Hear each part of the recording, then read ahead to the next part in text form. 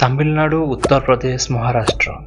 ଆପଣ ଜାଣିଲେ ଆଶ୍ଚର୍ଯ୍ୟ ହେବେ, ଏହି ତିନୋଟି ରାଜ୍ୟର ଜିଡିପି ପାକିସ୍ତାନଠାରୁ ଅଧିକ। ଭାରତୀୟ ଅର୍ଥନୀତିର 10 ଭାଗରୁ ମାତ୍ର 1 ଭାଗ ହେଉଛି ପାକିସ୍ତାନର ଅର୍ଥନୀତି। ପାକିସ୍ତାନର ଜିଡିପି ମାତ୍ର 40,000 କୋଟି ଡଲାର, କିନ୍ତୁ ଭାରତର ଜିଡିପି 4 ଲକ୍ଷ କୋଟି ଡଲାର। ଭାରତ ପୃଥିବୀର ଚତୁର୍ଥ ବଡ଼ ଅର୍ଥବ୍ୟବସ୍ଥା ହୋଇଥିବା ବେଳେ ପାକିସ୍ତାନର ସ୍ଥାନ 38।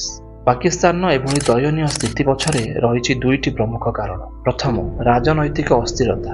ସ୍ୱାଧୀନତା ହେବା ପରଠାରୁ ଅଧିକାଂଶ ସମୟ ପାକିସ୍ତାନର ରାଜନୈତିକ କ୍ଷମତା ପାକିସ୍ତାନ ଆର୍ମି ହାତରେ ଅଛି।